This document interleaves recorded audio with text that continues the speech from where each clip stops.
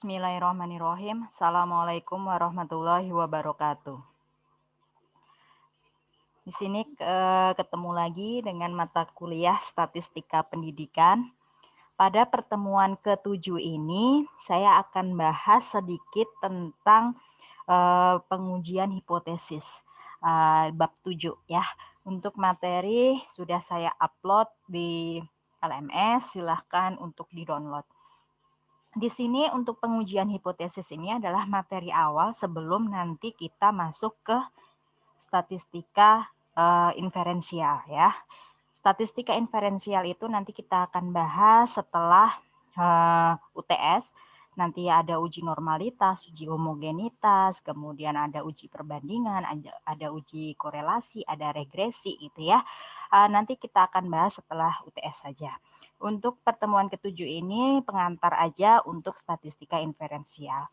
Untuk statistika inferensial ini adalah yang sangat dibutuhkan untuk kita nanti pada waktu mengolah data skripsi yang tentang kuantitatif ya. Di sini untuk pengujian hipotesis itu statistika inferensial ya, kan statistika kemarin ada statistika deskriptif dan statistika inferensial. Untuk statistika deskriptif itu kan kemarin sudah kita pelajarin mulai dari tabel, mean, median, modus, kuartil gitu ya. Nah, seterusnya sampai dengan kemarin yang terakhir kita bahas tentang kurva normal baku. Untuk statistika inferensial ini kita bahas tentang pengujian hipotesisnya. Nggak dipungkirin sih sebenarnya untuk statistika inferensial ini kita juga akan menggunakan statistika deskriptifnya karena di dalam statistika inferensial ini kita akan masih menggunakan menghitung simpangan baku, menghitung mean yang termasuk dalam statistika deskriptif. Jadi untuk materi yang bab 1 sampai dengan bab 6 itu juga diperlukan dalam statistika inferensial ini ya.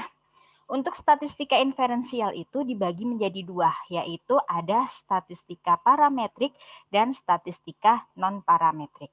Yang kita bahas nanti ada statistika parametrik dan non-parametrik. Terus Bu, perbedaannya apa gitu ya? Untuk statistika parametrik itu adalah suatu ukuran tentang parameter. Artinya, ukuran seluruh populasi dalam penelitian yang harus diperkirakan dari apa yang terdapat di sampel ya. Salah satu syarat umum yang harus dipenuhi oleh si peneliti itu dalam melakukan atau menggunakan statistika parametrik itu adalah data harus berdistribusi normal. Bu, bagaimana kita mengetahui data itu berdistribusi normal? Nanti ada pengujian data berdistribusi normal atau tidaknya. Nah, itu nanti akan kita bahas di bab-bab selanjutnya ya. Jadi tenang ya, sabar dulu. Kemudian statistika parametrik itu juga memiliki skala pengukuran data yang interval atau rasio. Data interval atau rasio apa? Silahkan diingat-ingat kembali di bab satunya. Kan skala pengukuran data kan ada 4 tuh dulu pada waktu kita awal pembelajaran. Ada data nominal, ada data ordinal, data interval, dan data rasio ya. Nah, di sini untuk statistika parametrik itu adalah skala pengukuran datanya itu adalah data interval atau data rasio ya. Itu adalah untuk statistika parametrik secara garis besarnya. Kemudian kalau untuk statistika non-parametrik ini ada ahlinya ya yang menggunakan pertama kali menggunakan. Kemudian untuk metode statistika non-parametrik ini digunakan dengan mengabaikan asumsi-asumsi yang melandasi metode statistika parametrik, terutama yang berkaitan dengan distribusi normal. Jadi istilahnya gini, jika nanti suatu data kita uji, kita uji datanya itu apakah berdistribusi normal atau tidak. Jika suatu data itu berdistribusi normal, maka kita akan memakai statistika parametrik. Statistika parametrik itu apa aja? Nanti akan dijelaskan. Kemudian Jika data tersebut ternyata pada waktu setelah diuji tidak berdistribusi normal, maka kita menggunakan statistika yang non-parametrik. Statistika non-parametriknya apa aja? Nah, nanti kita jelaskan ya. Kemudian dari segi data ya, di sini kalau yang tadi statistika parametrik kan menggunakan skala pengukuran data interval atau rasio. Tetapi kalau untuk statistika non-parametrik ini menggunakan skala pengukuran data nominal atau ordinal ya. Kan tadi sudah ada 4 ya skala pengukuran datanya ya. Jadi untuk non-parametrik itu skala pengukuran datanya adalah nominal atau ordinal. Itu secara garis besarnya perbedaan dari statistika parametrik dan non-parametrik. Kemudian kita lanjutkan.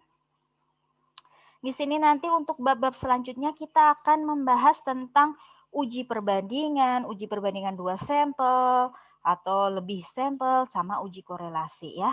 Di sini kita tadi kan sudah apa sih yang termasuk statistika parametrik, apa sih yang termasuk statistika non parametrik gitu ya.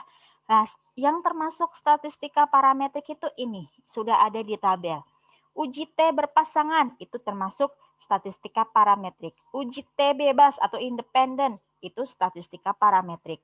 Uji product moment yang menemukan person itu juga statistika parametrik. Atau uji ANOVA satu arah itu disingkat biasanya ANOVA ya. Itu juga statistika termasuk dalam kategori statistika parametrik. Sedangkan statistika yang non parametrik itu adalah uji Wilcoxon, uji Mann-Whitney, uji Frank-Spearman, uji Kruskal-Wallis. Nah, itu termasuk statistika non parametrik ya.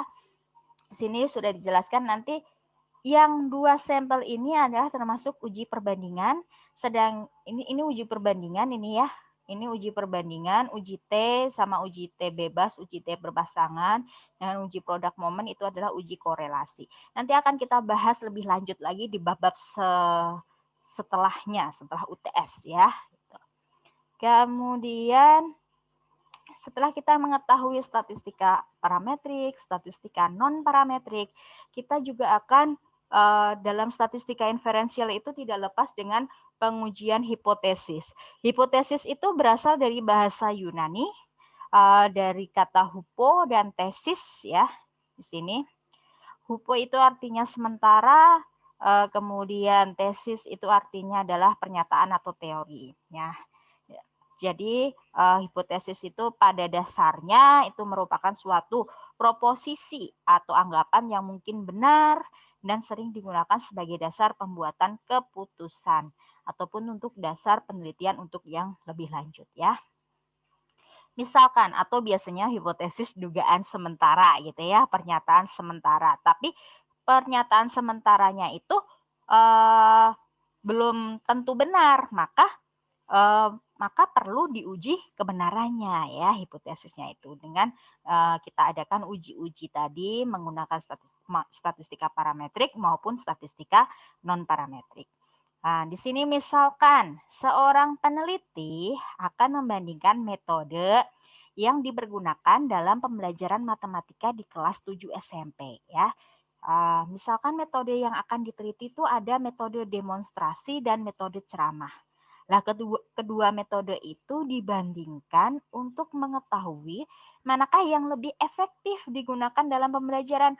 Apakah lebih efektif metode demonstrasi atau lebih efektif metode ceramah. Mungkin yang kemarin sudah mencari-cari judul skripsi, mungkin ada yang mirip-mirip seperti ini ya. Dengan pertimbangan tertentu secara membaca literatur dengan metode demonstrasi dan ceramah, maka peneliti menduga bahwa metode demonstrasi itu lebih baik dibandingkan metode ceramah. Lah, itu kan baru si peneliti, sepertinya sih akan bagus metode demonstrasi nih daripada metode ceramah. Lah, dugaan dari peneliti itu yang dinamakan sebagai hipotesis ya, atau dugaan sementara, jawaban sementara. Maka perlu dilakukan pengujian terhadap hipotesis yang diajukan oleh penelitian si peneliti tersebut ya. Kemudian ada dua peluang atau kemungkinan ya yang akan terjadi yang diajukan hipotesis tadi ya, diajukan tadi diterima atau ditolak. Berarti kan dugaan saya tadi metode demonstrasi sepertinya lebih baik nih daripada metode ceramah. Setelah diadakan penelitian bisa saja hipotesis saya tadi diterima, berarti kan benar. Atau hipotesis saya tadi ditolak, ya berarti berkebalikan dari itu ternyata enggak gitu kan ya. Nah berdasarkan pengujian-pengujian atau kriteria tertentu ya. Jika data yang diperoleh dari hasil penelitian di lapangan jauh berbeda dengan kenyataan yang diharapkan, maka hipotesis ditolak. Tetapi kalau jika data yang diperoleh dari lapangan itu sama dengan hipotesis kita, maka hipotesisnya adalah diterima ya. Kemudian ada dua macam kekeliruan ya dalam pengujian hipotesis. Biasanya dinamakan ada kekeliruan tipe 1 dan tipe 2. Tipe 1 itu keputusan menolak hipotesis. Tipe 2 itu adalah keputusan untuk menerima hipotesis. Tipe 1 itu untuk menolak hipotesis, tipe 2 itu adalah untuk menerima hipotesis ya. Di sini gambaran tentang hubungan antar hipotesis, kesimpulan, dan tipe kekeliruan dapat dilihat tabel ini. Silahkan dibaca sendiri. Tadi ada hipotesis diterima sama hipotesis ditolak ya. Di sini ada kekeliruan tipe 1 atau disimbolkan alfa, kemudian kekeliruan tipe 2 disimbolkan dengan beta. Yang menerima tadi ya, beta, yang kekeliruan tipe 2 kan menerima, berarti beta gitu. Nah, di sini setelah kita tahu kekeliruan tipe 1 maupun kekeliruan tipe 2, kita akan bahas tentang taraf signifikansi dan tingkat kepercayaan ya. Di sini kekeliruan tipe 1 itu dinyatakan dengan alfa, maka dalam pemakaiannya alfa itu disebut, ini simbol alfa ya, ini namanya simbol alfa ini. Alfa itu disebut sebagai taraf signifikansi atau taraf keberartian atau taraf nyata ya. Itu adalah taraf signifikansi ya. Besarnya taraf signifikansi itu biasanya sudah ditentukan, yaitu bisa 1% atau 0,01, bisa 5% atau 0,05, bisa 10% atau 0,1 kalau kita jadikan desimal ya. Untuk penelitian pendidikan biasanya menggunakan taraf signifikansinya atau alfanya itu adalah 1% atau 5%. Kalau untuk bidang pendidikan, karena yang kita teliti adalah si siswa ya. Taraf signifikansi kan tingkat kekeliruannya ya, tingkat ya. Kemudian kalau untuk di bidang kesehatan, untuk bidang yang lain yang resikonya tinggi, seperti bidang kesehatan, kemudian farmasi atau obat-obatan, itu menggunakan taraf signifikansinya sekecil mungkin ya, kekeliruannya sekecil mungkin. Kan gini, misalkan gini, si peneliti itu menetapkan 5%. Hal ini sama aja bahwa si peneliti itu 5% kan kekeliruannya ya. Kekeliruannya berarti tingkat kepercayaannya itu adalah kebalikannya. Berarti tingkat keberhasilannya itu adalah 95%. Karena tingkat kesalahan ya, taraf signifikansi itu kan tingkat kekeliruan atau tingkat kesalahan. Itu 5%, berarti tingkat kepercayaannya terhadap penelitian kita adalah 100% dikurangi 5% tadi, tingkat kesalahan tadi. Berarti tingkat kepercayaannya adalah 95%. Nah, berarti ini artinya bahwa pada waktu penelitian misalkan ada 100 orang ya.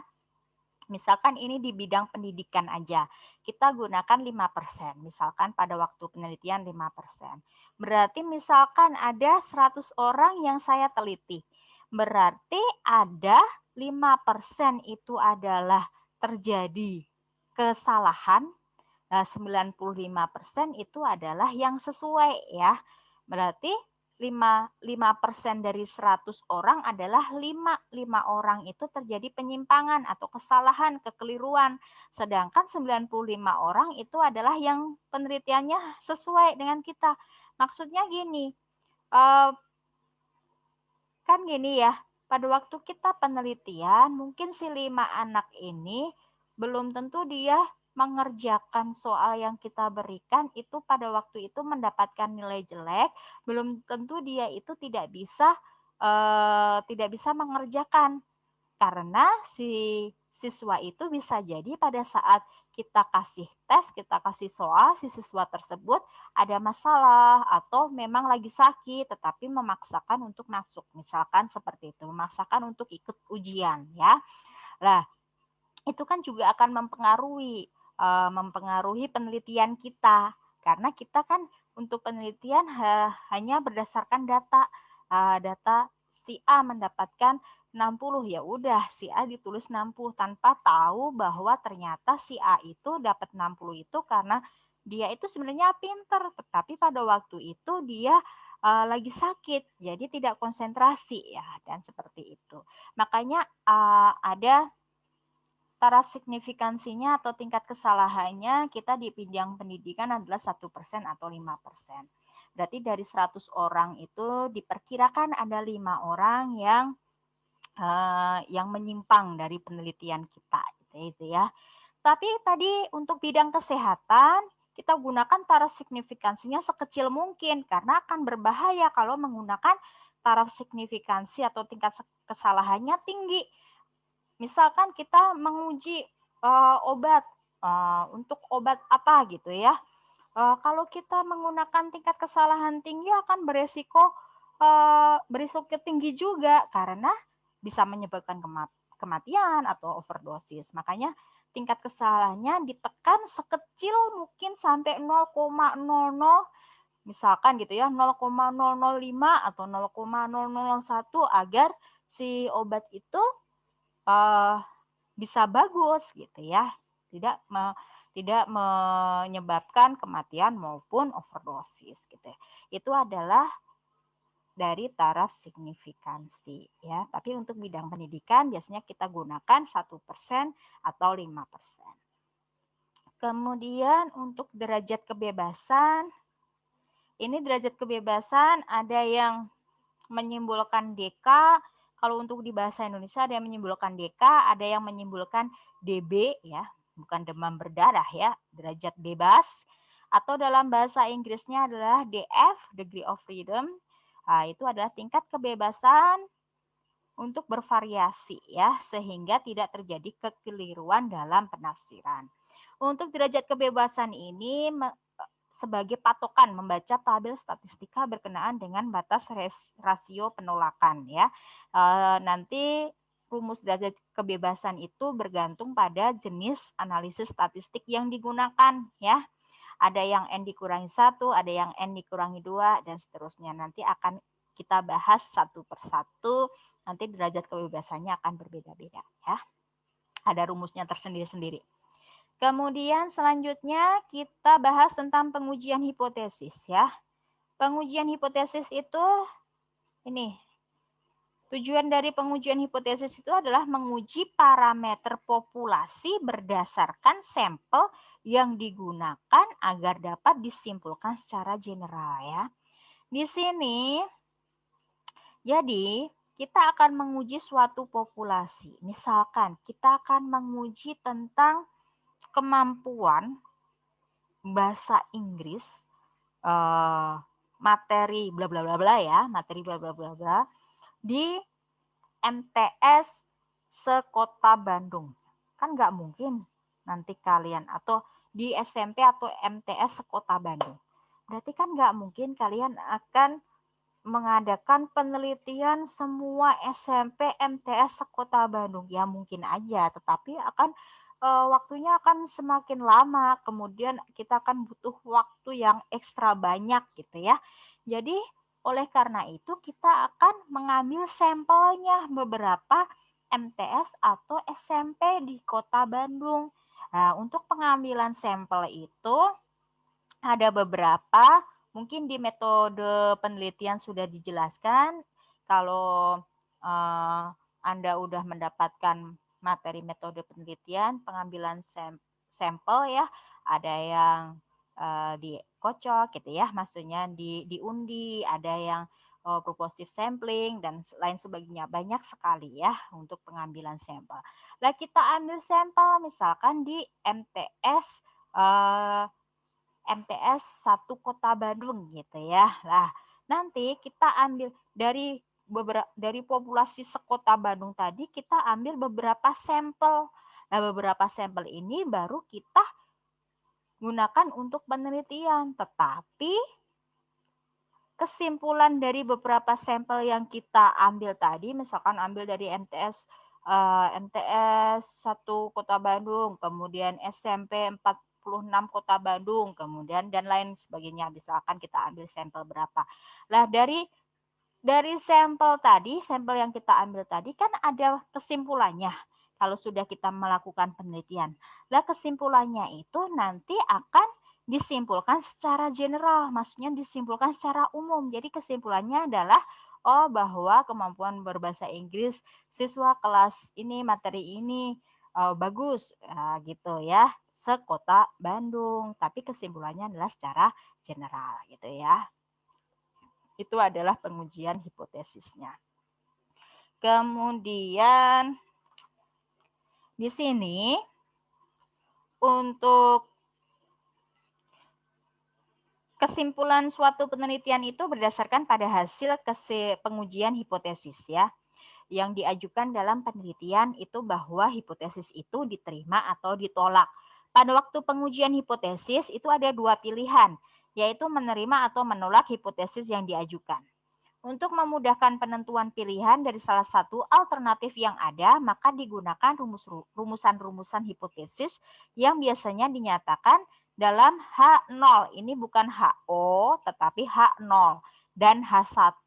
Sedangkan H1 itu bisa ada beberapa buku yang menuliskan HA atau hipotesis alternatif ya. Jadi bisa menuliskan H0 dan H1 atau bisa menuliskan H0 dan HA ya. Gitu. Lah penetapan dari salah satu pernyataan hipotesis yaitu H0 dan H1 itu digunakan kriteria pengujian yang terdiri dari daerah penerimaan dan daerah penolakan atau daerah kritis. Tadi kan H0-nya bisa diterima atau H0-nya bisa ditolak.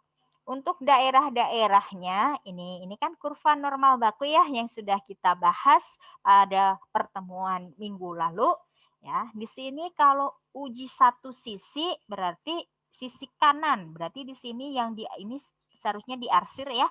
Yang kanan ini diarsir itu adalah daerah penolakan. H0 berarti H0-nya ditolak.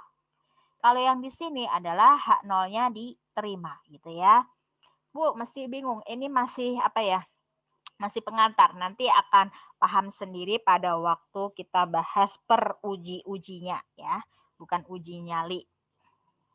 Kemudian uji satu sisi kiri. Berarti di sini. Sebenarnya ini diarsir ya. Ini daerah penolakan H0. Berarti di sini kalau nilainya ada di sini berarti H0-nya itu ditolak. Tapi kalau nilainya itu ada di sini, berarti H0-nya diterima gitu ya. Kemudian ada juga gambar uji dua sisi. Berarti ke kiri dan ke kanan ini diarsir semua. Ke kiri, ke kanan itu adalah H0-nya ditolak. Nah, sedangkan di tengah-tengah ini adalah H0-nya diterima. Tinggal nanti nilainya itu ada di mana. Jika di tengah sini berarti H0 diterima. Oh, ternyata di sini berarti H0 ditolak gitu ya. Nah, ini ada beberapa pasangan H0 dan H1 yang dicontohkan ada tadi ya hipotesis dua sisi ekor atau dua pihak, kemudian satu ekor ke kanan, satu ekor ke kiri gitu ya. Silahkan dibaca, ini hanya untuk pengetahuan dulu, nanti kita lebih lanjutnya akan kita bahas di bab-bab berikutnya ya, di bab-bab berikutnya. Silahkan ini dibaca. Kemudian ada seperti biasa yang ditunggu-tunggu adalah soal latihan. Di sini untuk soal latihan 7, di sini sebenarnya pengujian hipotesis ini kita masih belum menghitung yang bab 7 ini, baru pengantar aja, baru materi ya. Ini yang pertama, perbedaan dari statistika parametrik non parametrik tadi udah dijabarkan, bisa dibaca lagi. Kemudian pengertian hipotesis juga udah ada, tujuan pengujian hipotesis juga udah ada. Kemudian di sini hanya menuliskan simbol aja, nomor 4. Tersignifikansi, tadi simbolnya pakai apa ya? Rata-rata untuk sampel. Kan ada rata-rata untuk populasi, ada rata-rata untuk sampel ya. Kan ada mu sama X bar kan. Nah, mana yang termasuk simbol untuk rata-rata sampel? Nah, silahkan dituliskan. Kemudian simpangan baku untuk sampel. Simbolnya apa? Udah ada di bab 5, ada ya. Kemudian variansi untuk sampel, simbolnya apa? Rata-rata untuk populasi. Ya, ini apa simbolnya? Kemudian simpangan baku untuk populasi, apa simbolnya? Variansi untuk populasi, apa simbolnya? Kemudian yang nomor 5, berikan contoh rumusan hipotesis untuk uji 2 sisi, uji 1 sisi pihak kanan, uji 1 sisi pihak kiri. Udah tinggal ada di atas tadi ya, halaman sebelumnya. Berikut mungkin ini materi untuk bab 7, masih materi pengantar untuk kita membahas lebih lanjut lagi yang lebih greget ya, karena nanti kita akan lebih banyak lagi perhitungan, tetapi gampang, tenang kan, ada kalkulator dan ada tabel ya. Untuk itu kita akhiri untuk pertemuan ke-7 ini, semoga materi ini bermanfaat. Silahkan untuk di-download, baik itu adalah modulnya maupun video saya menjelaskannya. Terima kasih, kita akhiri, semoga bermanfaat. Wassalamualaikum warahmatullahi wabarakatuh.